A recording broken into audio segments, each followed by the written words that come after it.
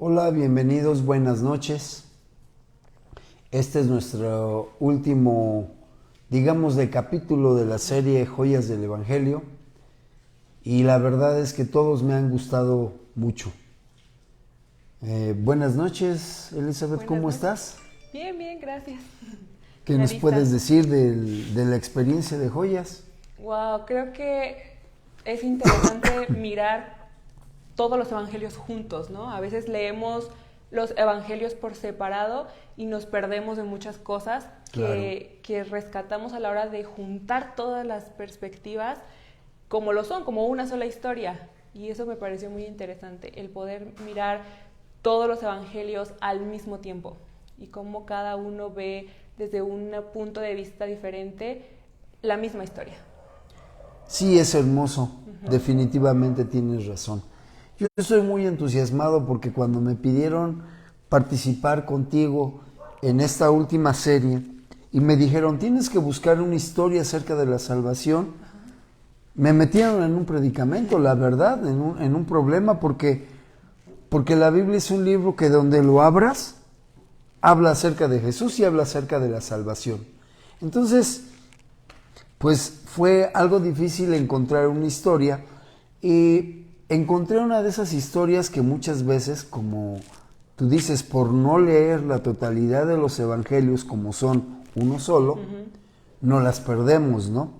Encontré una historia en un versículo que aparentemente no es historia, pero nace de una plática de Jesús con un hombre llamado Nicodemo y está registrada en el Evangelio de Juan en el capítulo 3.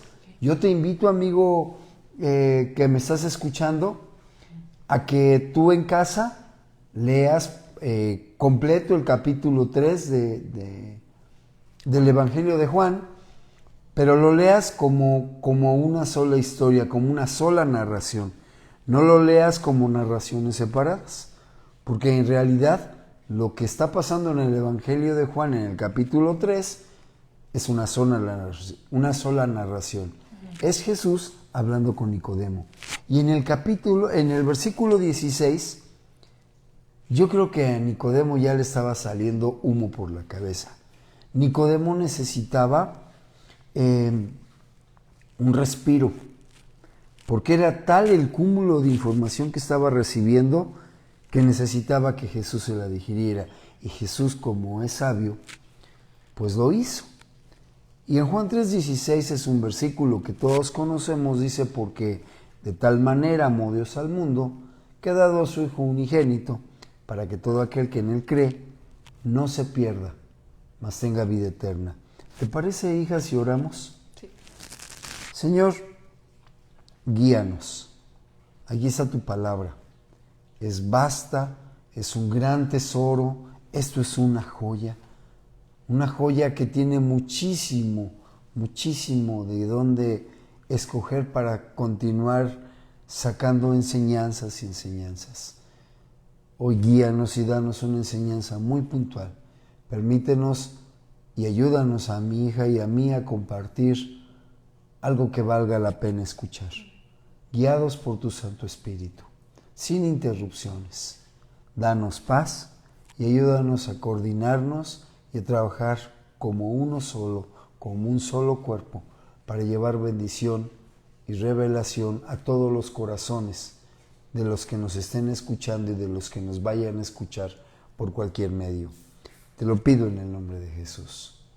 Amén. Amén. Pues sí, mira, te comentaba. Juan 3:16, a pesar de que es algo corto, es en sí el resumen intermedio de una historia hermosísima, de un diálogo que Jesús tiene con Nicodemo. En Juan 3:16 podemos apreciar, por ejemplo, lo incomparable de la salvación. Nadie en toda la historia de la humanidad, ni sumando todas las buenas acciones de todos los seres humanos nacidos y por nacer, se compara con lo que el Señor hizo. Por eso el versículo inicia, porque de tal manera. Es incomparable la salvación. Por eso yo digo que esto es una joya. De tal manera, no hay un punto de comparación, ni lo habrá jamás. La salvación no tiene una forma de dimensionarse. Es algo hermoso, es algo enorme, es algo inmensurable. Después, el Señor le resume a Nicodemo el origen de la salvación. No es algo que se le ocurrió de última hora al Señor Jesús ahí cuando estaba hablando con Nicodemo. El origen de la salvación es Dios el Padre. De tal manera amó Dios al mundo. Fue un acto de amor que nació de un corazón apasionado que no le cabe el amor en el pecho. Después nos dice quiénes somos los destinatarios de esta salvación. De tal manera amó Dios al mundo, y ahí está, todos los seres humanos que recibamos a Jesucristo como el Señor de nuestra vida, somos destinatarios de este acto de amor inmensurable. Después podemos encontrar quién hizo posible este acto de amor, porque la salvación no es un buen deseo, no es como te deseo que hoy tengas un buen día o que pases buena noche, no, sino que hubo un corazón de donde nació, el del Padre, y hubo alguien, una persona, que lo hizo posible. ¿Quién es? El Hijo unigénito de Dios, es decir, Jesús. Todo eso está resumido de la historia que le estaba contando a Nicodemo Jesús, lo está resumiendo. El propósito de la salvación también viene ahí. Y mira, muchas veces se malentiende la salvación. ¿Cuál es el propósito de la salvación? Pues que nos portemos bien, que seamos mejores personas, que ya no estemos enfermos, que seamos felices. El propósito de la salvación es uno: darnos vida eterna. Dios anhela compartir su eternidad contigo, conmigo y con todos ustedes que me están escuchando y con todos los que no me estén escuchando. Él anhela compartir su eternidad con toda la raza humana. Y también, por último, nos resume muy rápidamente, y no voy a profundizar en ninguno de esos puntos, pero nos resume los resultados de una salvación así. Nos da identidad, nos da estabilidad, porque no tenemos toda esa incertidumbre, por lo tanto tenemos paz y sobre todo tenemos vida eterna. Juan 1:12 dice, lo voy a leer solamente: mas a todos los que le recibieron, a los que creen en su nombre, les dio potestad, es decir, los autorizó para ser hechos hijos de Dios. Identidad, estabilidad, paz, vida eterna. ¿O qué opinas? Sí, bueno, yo escogí la historia del buen pastor y creo que hay puntos en los que coincidimos en ambas historias, ¿no? La historia del buen pastor se encuentra en Juan 10. Vamos a ir leyéndola y escogemos unos versículos donde tenemos, ¿ok? Claro. Yo les voy diciendo ahí. Vamos a empezar con el 7.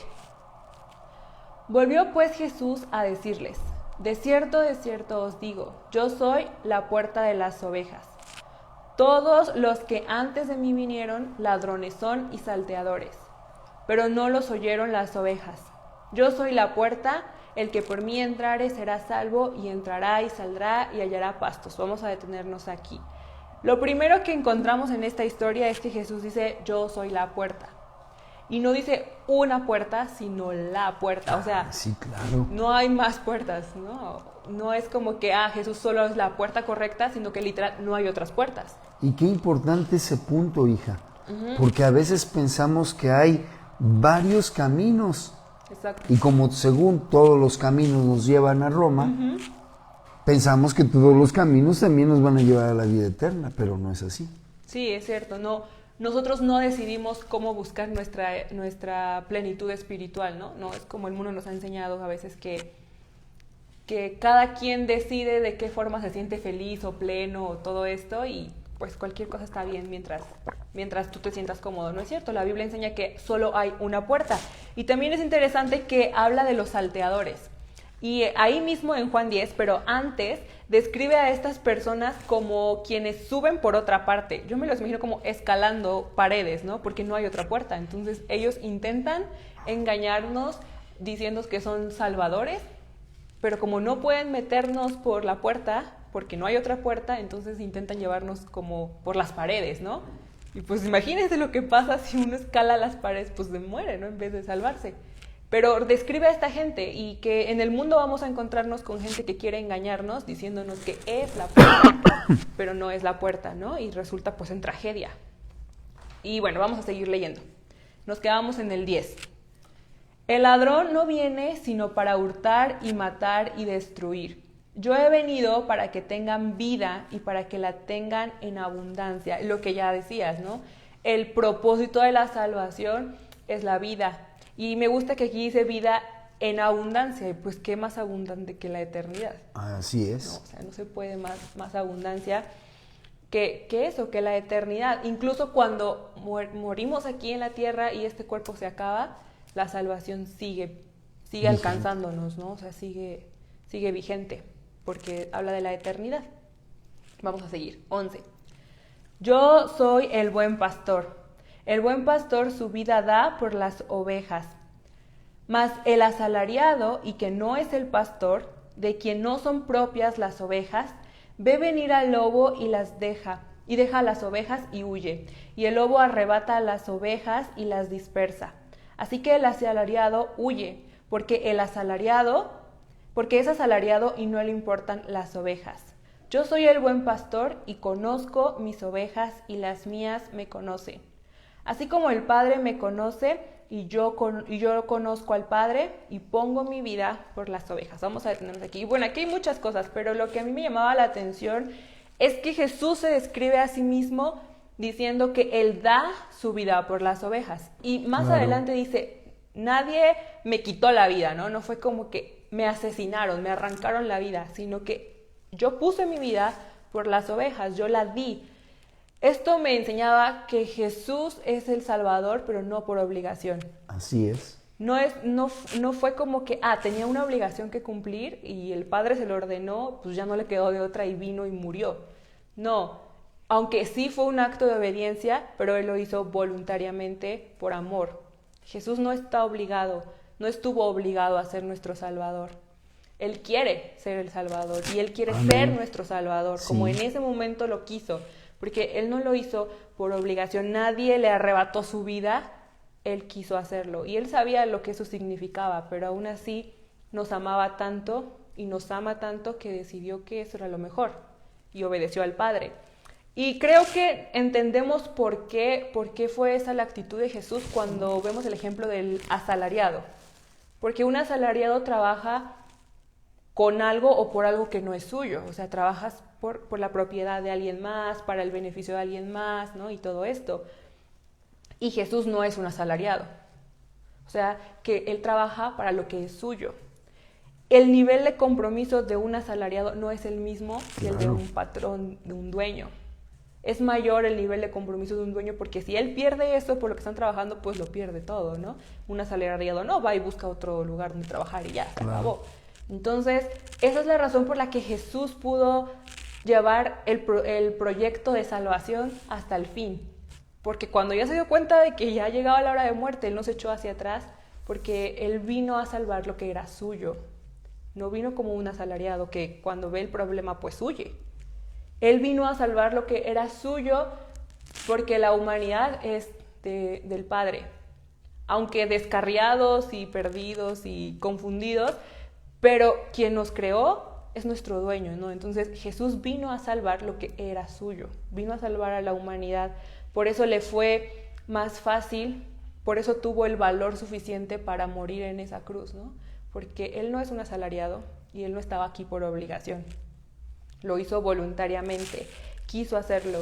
Y esto creo que también nos lleva a pensar en que si Jesús no lo hizo por obligación, o sea, fue una convicción, fue amor, aceptar la salvación, o sea, de nuestro lado, tampoco puede ser por obligación, ¿no? O sea, claro. Es un acto voluntario, es un acto que tengo que hacer por convicción, por amor.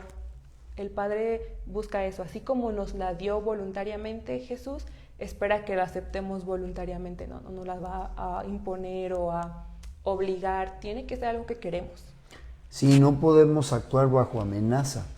O sea, Jesús no vino a predicar, te vas a ir al infierno, Sí. sino te amo tanto que di mi vida para que tú vivas eternamente. Sí.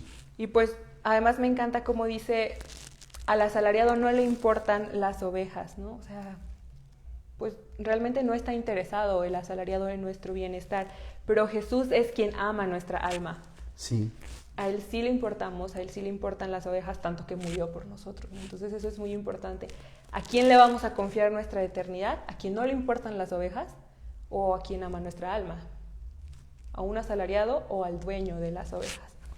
¿Quién puede cuidar mejor, ¿no?, de nosotros? Y bueno, seguimos leyendo, ya nos quedamos en el 16.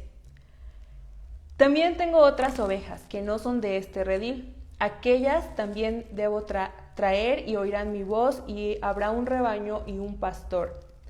Por eso me ama el Padre, porque yo pongo mi vida para volverla a tomar.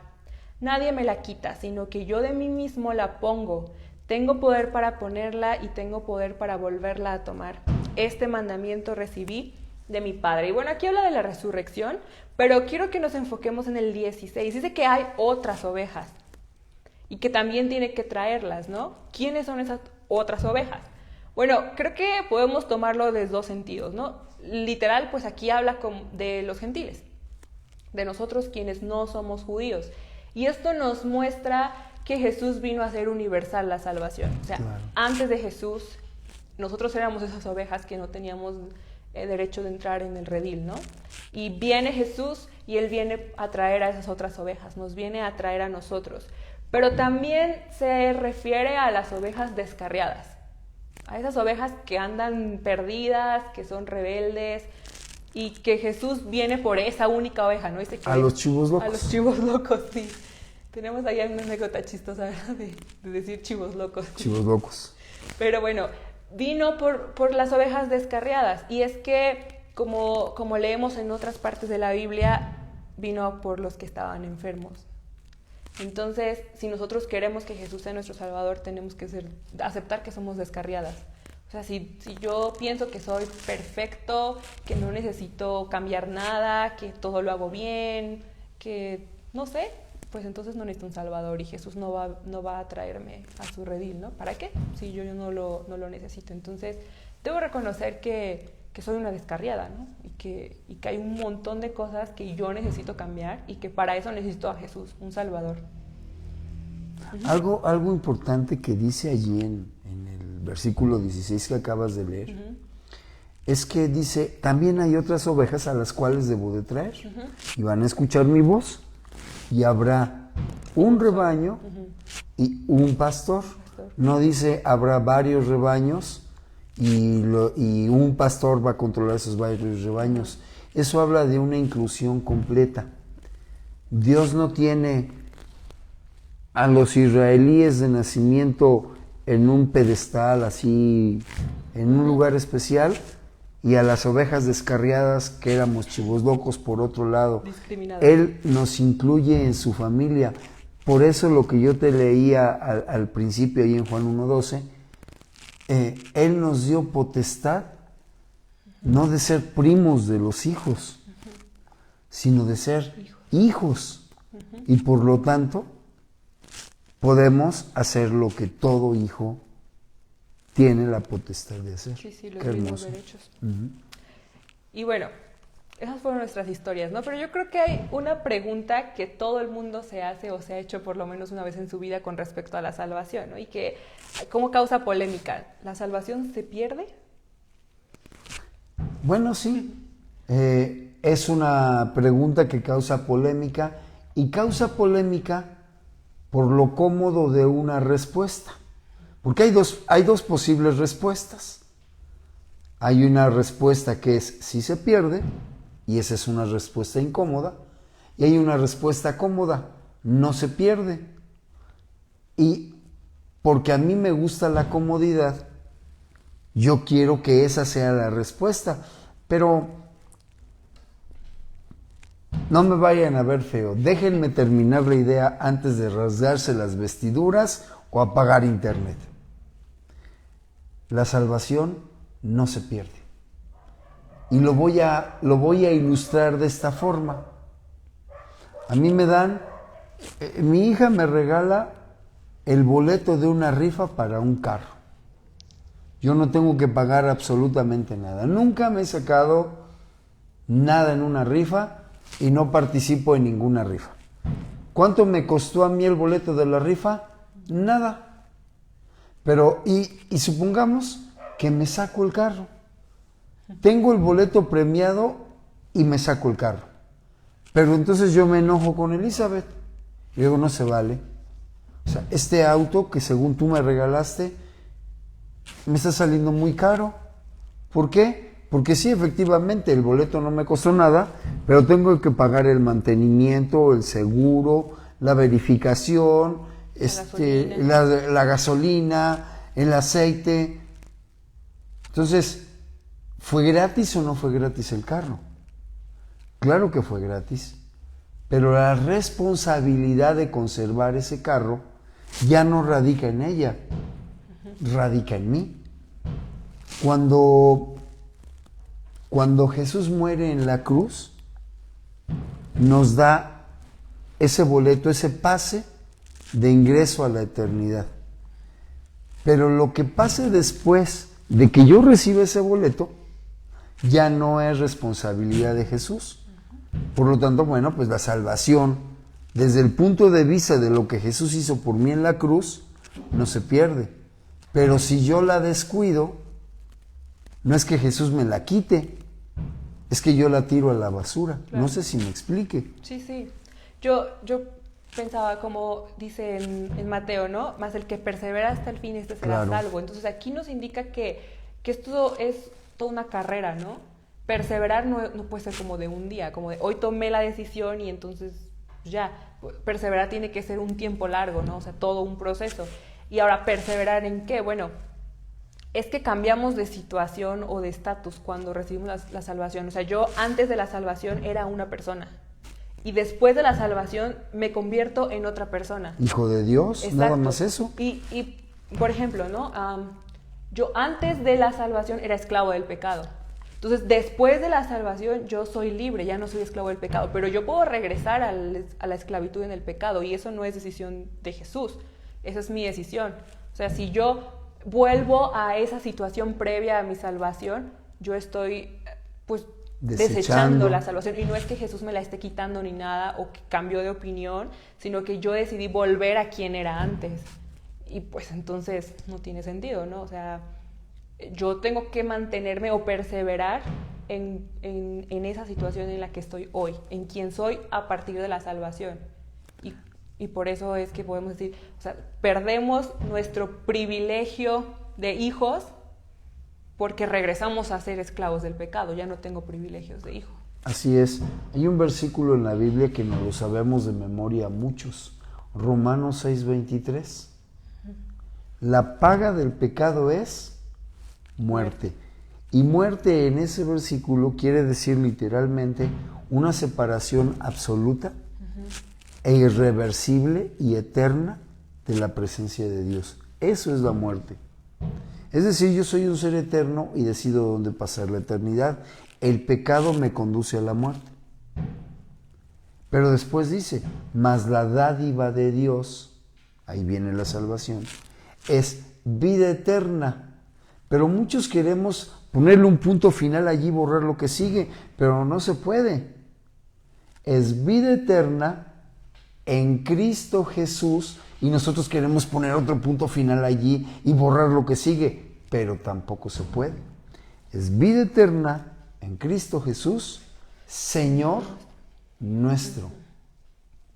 Soy libre de la opresión del enemigo y ahora tengo la libertad de seguir y de vivir mi diseño original. Ese es el cambio de estatus que me lleva a pasar un proceso que se llama santificación. No sé si tú quieres hablar un poquito de eso. Y sí, esa es una pregunta que una vez que discutíamos con los jóvenes, ¿qué es primero, la salvación o la santificación? ¿No? Porque a lo mejor eso es duda. Y es que salvación no es lo mismo que santidad. No. A veces se toman como sinónimos, pero que yo sea salvo, o sea, que yo haya recibido a Jesús, no me hace santo. Me hace libre para buscar la santidad. O sea, Así el pecado ya no reina en mí, entonces ahora yo estoy listo para iniciar el proceso de la santidad y empezar a buscar la santidad. Pero no es que soy salvo y entonces por lo tanto ya soy santo, ¿no? No funciona así. Yo tengo que trabajar para lograr mi santidad, pero ahora puedo, porque ya el pecado no está en mí, porque ya mi mente ha sido renovada, porque tengo un nuevo corazón, porque ahora tengo al Espíritu Santo, porque ahora tengo la comunión con el Padre, entonces ahora eso se hace posible. Antes de la salvación, o sea, era imposible, por más que yo me esforzara, yo no iba a poder buscar la santidad. Bueno, ni siquiera queríamos buscar la santidad. O sea, no nos interesaba. ¿No? Es como estar metido en un hoyo de lodo y querer estar limpio al mismo tiempo. Pues no se puede. Yo necesito salir del hoyo de lodo para poder aspirar a estar limpio. Claro. Pero mientras no salga de ese hoyo, yo ni siquiera voy a poder imaginar qué se siente pensar que estoy limpio. Sí, sí. Ahora, otra pregunta que es como muy común, ¿no? La salvación es por fe y no por obras. ¿Pero qué significa que la salvación sea por fe? ¿Fe en qué? ¿O qué es tener la fe? Es como algo muy, muy común, ¿no? Ajá. Esta pregunta. ¿Qué piensas? Bueno, habría que definir bien y nos tiene que quedar bien claro qué es fe. Porque a veces confundimos fe con credulidad. Y yo puedo creer que este teléfono es de oro macizo y declarar por fe que es de oro macizo. Pero la verdad es que no sé si me faltó fe, pero yo lo sigo viendo exactamente igual que como cuando lo tomé. No es de oro macizo. Entonces, ¿qué es fe, pastor? Muchas veces me han hecho esa pregunta. Fe es la capacidad que yo tengo de creerle a Dios, no de creer en Dios, porque creer en Dios es fácil. Creerle a Dios es el reto. Y todos tenemos una misma medida de fe, es decir, todos tenemos la capacidad para creerle a Dios. Si Dios lo dijo, yo lo creo. Si Dios no lo dijo, yo no lo creo. Entonces, ¿la salvación es por fe? Sí. Yo no vi a Jesucristo morir en la cruz. Hay evidencias innumerables de su muerte, pero aunque yo lo hubiera visto morir en la cruz, pude haber dudado que Él murió efectivamente para darme salvación. Pude haber dudado que esa muerte tuviera el poder de librarme de las consecuencias del pecado en mi vida. Pero el Señor dijo, el que cree en el Hijo tiene vida eterna. Soy salvo porque creo esto que está escrito. Creer en el Hijo implica creerle al Hijo, implica obedecer lo que el Hijo me está enseñando, implica seguir sus huellas, porque ahora, a través de la salvación, Dios me dio la autorización, la potestad de ser hijo de Dios, mismo estatus que Jesús. Sí. Por lo tanto, tengo la capacidad de hacer exactamente lo mismo que Jesús pudo hacer. Sí, es por fe, porque aunque yo no he visto todavía la eternidad en la presencia de Dios, sé que la voy a ver si me mantengo firme en esa convicción. El pecado no tiene nada que ver conmigo, porque ahora soy hijo del Dios Altísimo. Sí, a mí me llamaba la atención como en los evangelios muchas veces aparece fe en el mensaje, ¿no? Dice, Así en mi es. mensaje. Jesús dice eso, ¿no? Fe en que yo soy el Hijo de Dios, fe en el sacrificio de Jesús, en su resurrección, pero también habla de fe en mi mensaje, porque dice que su mensaje es el mensaje del Padre. Entonces, el mensaje de Jesús es instructivo para nuestras vidas, porque nos dice qué hacer, qué no hacer, o sea, todo nos dice el mensaje de Jesús. Entonces, fe en el mensaje de Jesús es, voy a empezar a aplicar eso a mi vida, ¿no? O sea, yo le tengo fe a un medicamento y por eso me lo tomo, porque tengo la fe de que me va a sanar. Entonces, si yo estoy segura de que el mensaje de Jesús es verdadero, es bueno, lo voy a empezar a aplicar en mi vida, ¿no? Entonces, por eso la salvación es por fe, porque tenemos fe en la persona de Jesús, en su divinidad, en su resurrección, su sacrificio, y a la vez tenemos fe en su mensaje, que eso nos lleva a ser obedientes, ¿no? O sea, empezar a vivir de acuerdo a lo que nos dejó en sus mandamientos. Y eso a mí me gustó, ¿no? Que es muy claro, que me dice, tienen que tener fe en mi mensaje, en lo que yo les digo, no solamente en que yo sí soy Dios, ¿no? Sino en lo que les digo. Ahora vemos entonces que la fe se nota. Sí, claro. ¿No? O sea, yo creo que no podemos decir soy salvo y ser la misma persona que era antes. O sea, por ejemplo, Zaqueo, que fue salvo y después hizo, o sea, inmediatamente que empezó a pagarle lo que debía a la gente y, o sea, pasó de ser un Zaqueo corrupto y malvado a un hombre justo, que todo el mundo se quedaba como un invente, ¿no? Así es. O sea, la fe se tiene que notar en nosotros. Podría ser como un filtro, como un medidor para nosotros, ¿no? O sea, qué tanto he cambiado es qué tan avanzado voy en mi proceso de santificación o qué tan firme está mi fe, ¿no? Claro. En ese sentido. Y es una señal, Gonzalo decía, un distingo, de que estoy arrepentido. El arrepentimiento es una parte fundamental de la salvación. ¿Qué es el arrepentimiento? Bueno, pues es sentir asco por lo que hice. Es estar avergonzado.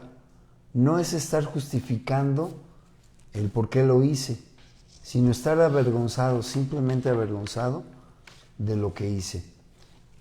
Y ese cambio lo deben de empezar a notar los demás. Hay cosas que el Señor dice, Dios aborrece. Y yo tengo que aborrecer lo mismo que mi papá aborrece.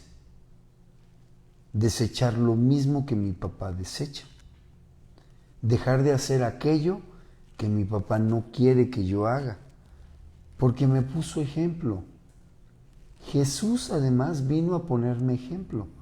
Yo no sé si tú te has notado algo, pero Jesús no nos pide hacer algo que Él no haya hecho primero. Sí. ¿Sí? Entonces, Él es como el quien va adelante, abriendo camino, picando piedra, para que a nosotros se nos facilite transitar por ese camino que de por sí es difícil. Pero Él nos facilita el tránsito mostrándonos dónde pisar. Claro, sí. Ahora, la gracia. Porque la gracia y la salvación juntas todo el tiempo, ¿no? Pero aquí nos hacemos bolas entre que si la ley y la gracia y que entonces la ley ya no, y es tanta cosa que a veces nos hace bolas, ¿no? ¿Qué pasa? ¿Qué pasa con la salvación y la gracia? Otra vez, nos hacemos bolas, como dices, porque hay dos respuestas. Una cómoda, que es la que nos conviene, y por eso revolvemos las cosas intentando acomodarlas de tal forma que se quede en la respuesta cómoda, y una respuesta incómoda. Muchos dicen, yo ya no estoy bajo la ley, estoy bajo la gracia. Y yo pienso, pues yo debería de temblar. Yo en tu caso me debería de poner a chillar. Porque estar bajo la gracia es no tener una sola justificación para no cumplir la ley. Jesús mismo dijo, yo no vine a abrogar la ley. No va a faltarle ni una tilde, ni un punto a la ley. Vine a cumplir la ley, toda la ley. Eso es la gracia. La gracia es la fuerza y el ejemplo que Jesús nos dejó de cómo se vive y se cumple y se puede cumplir y vivir la totalidad de la ley. Y no me refiero solamente a, voy a hacer sacrificios de borreguitos o de becerritos. No, eso ya fue hecho por Jesús. Pero, ¿y si empiezo por perdonar? ¿Y si empiezo por pedir perdón? ¿Y si empiezo, y por eso digo que no es cómoda esta respuesta, y si empiezo por honrar a mis padres? ¿Y si empiezo por no desear la mujer de mi prójimo o cualquier cosa de mi prójimo? Si empiezo por tener a Dios como mi prioridad y amarlo por sobre todas las cosas, eso es gracia. Y te lo voy a demostrar. Ahí en Éxodo 20, está lo que se conoce como los 10 mandamientos. Y si los leemos así, tal cual, son imposiciones. Son algo así tajante que nos obliga, que nos somete. No hay más, o sea, no matarás es no matarás. Sí, sí. No hay para dónde hacerte. ¿Cómo es que puedo cumplir algo así? Bueno, si yo voy al Nuevo Testamento y veo lo que Jesús dijo, cómo resume todo el Antiguo Testamento, todos los mandamientos en uno solo, en el amor, me doy cuenta que eso es la gracia, el amor de Dios para mi vida. Pero el amor no es la permisibilidad para pecar, sino la oportunidad que me da Dios cada día para no hacerlo. Ahora vamos a intentar, hazlo en casa por cuestiones de tiempo, lee los 10 mandamientos otra vez, pero ahora pon el amor. Por amor a Dios y a mi prójimo, voy a amar a Dios por sobre todas las cosas. Por amor a Dios y a mi prójimo, voy a honrar a mis padres. Por amor a Dios y a mi prójimo, no voy a tener dioses ajenos. Por amor a Dios y a mi prójimo, no voy a codiciar nada de él. Esa es la gracia. Ahora es fácil cumplir los mandamientos porque tengo una motivación, no solamente algo tajante, sino amo a Dios, amo a mi prójimo, y como consecuencia de que ese amor está en mi vida, mi relación contigo y con Dios cambia radicalmente. Sí, sí. No sé si pude... Sí, yo pienso, o sea, es que sí somos salvos por gracia, porque... ¿Gratuidad? Ajá, porque, o sea, la condición para que nosotros pudiéramos ser salvos es que cumpliéramos la ley. Ninguno de nosotros hemos cumplido la ley. Así es. Y somos salvos. Entonces somos salvos por gracia, ¿no? Pero ¿qué pasa? Que la gracia no solo se queda ahí. Ese fue el inicio o ahí inicia la gracia. O sea, recibimos la gracia a partir de que inicia la salvación y todo esto. Porque la gracia además es un don divino, ¿no? Es un favor de parte de Dios hacia nosotros que nos permite hacer lo que ningún ser humano puede hacer: vencer el pecado. Claro. O sea, ninguno de nosotros, nuestra naturaleza es pecar. Uh-huh. Entonces ningún ser humano puede lograr eso, y la gracia viene como ese favor divino dándonos algo divino, o sea, una parte divina en nosotros que ahora puede hacer lo que es imposible para nosotros. Amén. ¿No? Sí. Y yo me imaginaba esto, ¿sabes? Como la gracia es una cajita que trae todo el equipo necesario para que nosotros venzamos al pecado, para combatir al pecado. Ahí dentro de esa caja viene todo lo que necesitamos para estar listos para vencer al pecado. Ahí viene el Espíritu Santo, ahí viene la comunión con el Padre, ahí viene el sacrificio de Jesús, el ejemplo de Jesús, ahí vienen los dones del Espíritu, el fruto, o sea, todo lo que un ser humano puede necesitar para salir victorioso en contra del pecado viene ahí en la gracia. Entonces, nosotros no tuvimos que cumplir la ley primero para ser salvos, sino que Dios nos dice, mira, por gracia te doy la salvación, aquí está todo lo que necesitas para cumplir la ley, ¿no? Confío en que tú vas a poder ser santo como mi Padre, ¿no? Dice, ser santos así como el Padre es santo significa que se puede. Y yo me lo imaginaba así, como es esa cajita de la cual podemos sacar todo lo que necesitemos para decirle al pecado no, no más. Así es. Por eso, estar viviendo con este regalo de la gracia, con esa cajita, pues no es para que me echen en la hamaca y vea cómo la vida pasa, sino para que yo tome todo lo que está allí para hacer que mi vida sea digna de que me llame el Señor mismo su Hijo. Exacto, sí, no es algo para colgarnos ahí como un pretexto, sino al contrario, quita los pretextos para no cumplir la ley, ¿no? Para no seguir los mandamientos. Uh-huh. Bueno, a ver, la Trinidad y la salvación. ¿De quién es la salvación? ¿Qué onda, no? ¿Cómo juegan aquí esas tres personas de la Trinidad en la salvación? Que es interesante, por ejemplo, que no vemos al Espíritu Santo hasta el Nuevo Testamento, y entonces tú dices, a ver, ¿qué pasó, no? ¿Cómo juega todo esto de la Trinidad en la salvación? Bueno, la Trinidad muchas veces, por comodidad de los pastores, no se explica, simplemente se dice esto es un dogma. Y un dogma es como una pastilla que te tienes que tragar sin que sepas qué es. Tú confía que sí. Ya. Sí, tú confía que esto te va a quitar, te va a poner los ojos azules, ¿no? Y te tomas la pastilla y tienes que confiar en que en algún momento los ojos van a estar azules. Pero tan sencillo, una explicación tan sencilla como esta. ¿Qué es la Trinidad? Todos los que estamos aquí somos hijos de alguien, nietos de alguien, tíos de alguien, esposos de alguien, y tenemos estas diferentes relaciones con todos los demás sin que yo cambie mi esencia.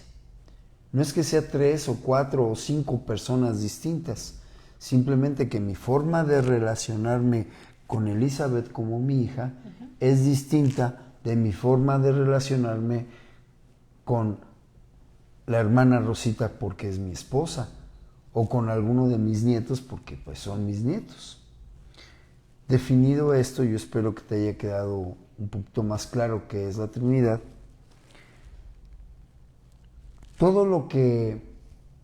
Todas las bendiciones que existen en la Biblia son por iniciativa de Dios Padre.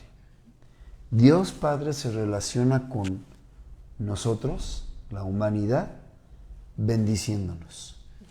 Yo lo compartía creo que hace una semana. Él crea la luz para bendecirnos y va creando todo lo demás. Quien hace posible esos deseos del corazón de Dios, que es la bendición, es Jesucristo.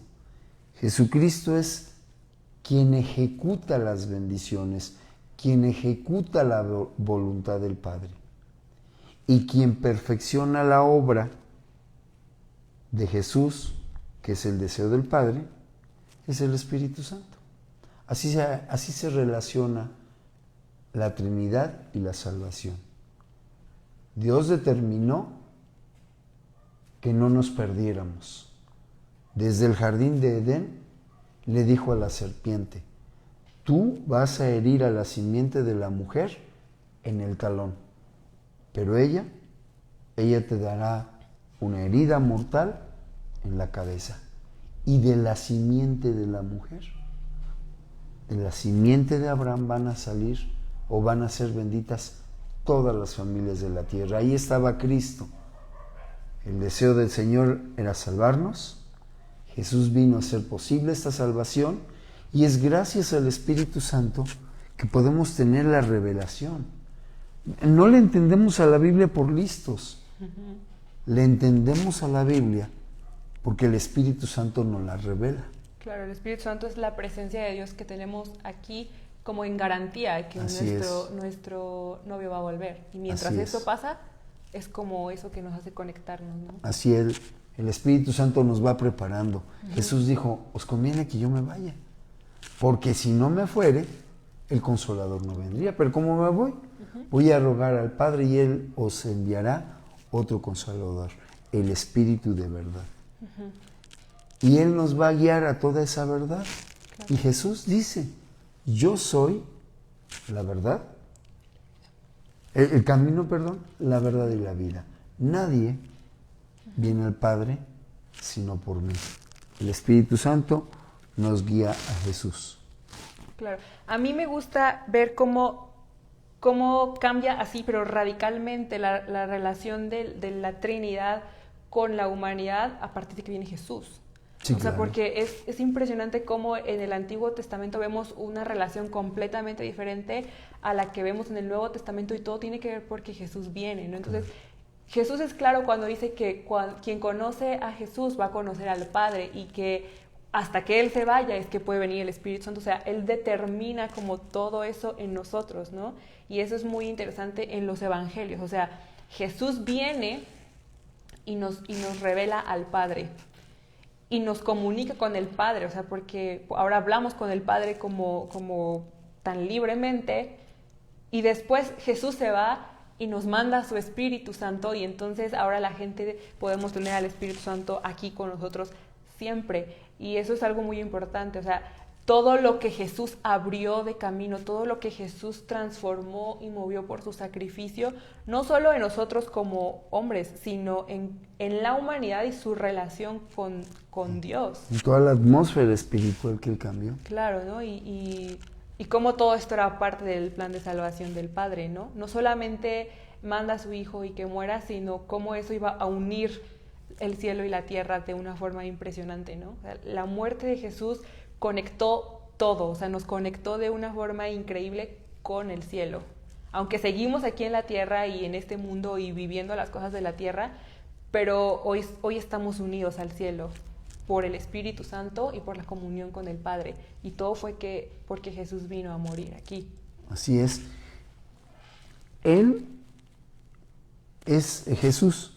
Jesús es la primer relación que necesitamos establecer para restablecer nuestra relación original con Dios. Sí. ¿Sí? Adán y Eva se comunicaban al inicio en el jardín de Edén con el Padre. Tenían una relación de libertad. De hecho, una de las acepciones de la palabra salvación en el Nuevo Testamento es libertad. Salvación es igual a libertad. Libertad para relacionarnos con el Padre. Pero el camino que nos lleva a restablecer esa relación se llama Jesús. Sí. Y el Consolador, el guía que nos lleva a ese camino es el Espíritu Santo.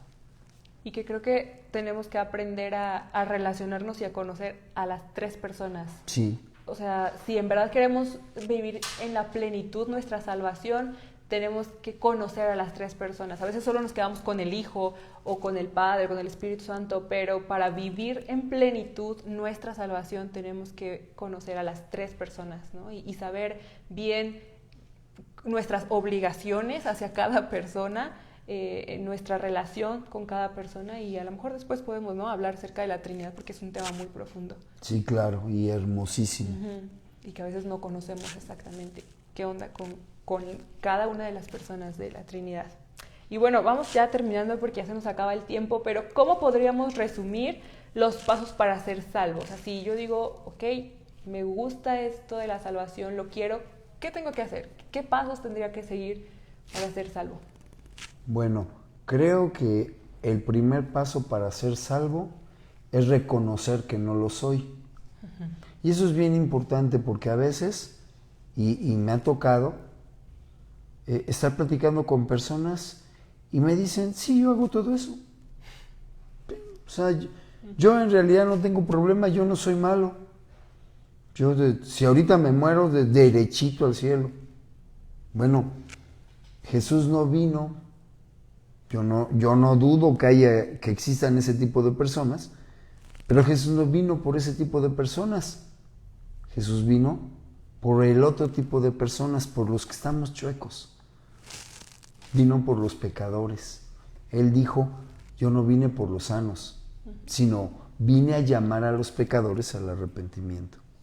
Entonces, yo creo que el primer paso es reconocer que necesito salvación.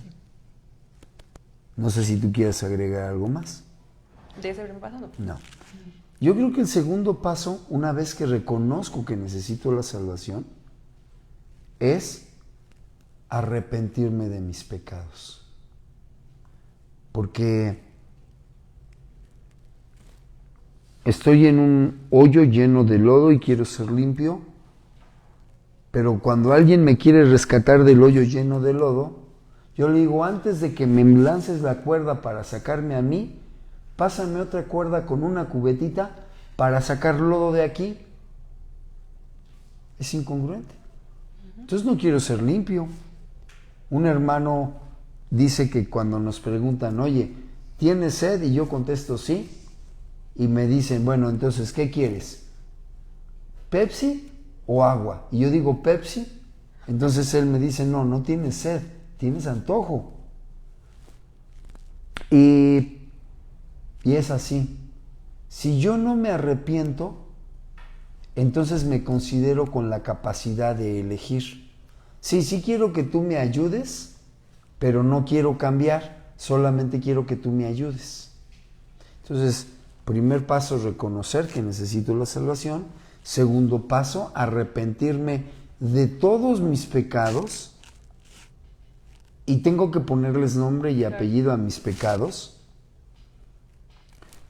Tercer lugar, una vez que ya me arrepentí de mis pecados, tengo que pedir perdón. Pedir perdón. No es solamente, bueno, pues, Señor, si en algo te ofendí, perdóname. No, eso ni para canción sirve. Es por cuanto te ofendí, lo estoy reconociendo, necesito tu perdón. Necesito hacer mío el sacrificio que tú hiciste en la cruz. Y un cuarto paso, después de que pedí perdón, reconocer que no la hago solito. Si Dios me saca del hoyo de lodo y me deja solo, en un ratito voy a estar metido en el hoyo de lodo. Porque no sé otra cosa, no sé otro camino. Durante toda mi vida caminé en ese mismo sentido. Entonces necesito que alguien me oriente. Necesito que alguien tome decisiones distintas a las que he tomado. Y ese alguien se llama Jesús. Yo necesito que Jesús sea no mi Salvador, sino el Señor de mi vida. Le entrego las riendas, le entrego mis decisiones a quien sí sabe tomarlas. Tengo que admitir que Dios toma mejores decisiones que yo. Tengo que admitir que Él tiene mejores ideas que yo. Por lo tanto, Señor, te entrego mi vida, abro mi corazón, quita todo lo que de ahí no te agrade y entra a mi corazón. Ahora, sé tú el Señor, el gobernante, el jefe. Tú mandas, yo obedezco. Creo que esos son los pasos. Sí. Bueno, y a lo mejor hay alguien, ¿no?, que nos está viendo ahorita que quiere hacer esta decisión, que quiere tomar esta decisión y aceptar la salvación que Jesús nos está ofreciendo, nos ofrece a todos. Así que podemos hacer una oración con ustedes, ¿no? Pero creo que sí es importante que si ustedes va a tomar esa decisión, ahí en su casa donde esté, haga esta oración en voz alta, para que esto sea como usted bien consciente y no nada más como, lo tengo aquí en mi corazón. No, confiéselo con su boca, en voz alta, ahí donde esté. No le dé pena que lo escuchen, pero hágalo en voz alta. Puede decir lo que vamos a orar aquí o lo que Dios le haga sentir en su corazón, pero en voz alta. ¿Sí? ¿Oramos? Señor, gracias por tu salvación. Gracias porque veniste a rescatar a los perdidos. Veniste por nosotros que somos pecadores. Y hoy reconocemos que somos pecadores. Reconocemos que hemos ensuciado nuestra mente, nuestro corazón y nuestro cuerpo y se lo hemos entregado al pecado. Le ha servido al pecado. Perdónanos porque te hemos ofendido tantas veces con nuestra manera de actuar, con nuestros pensamientos y nuestros sentimientos, con las decisiones que tomamos. No queremos seguir siendo esclavos del pecado. Reconocemos que necesitamos de Jesús en nuestras vidas para ser salvos y ser libres de ese pecado.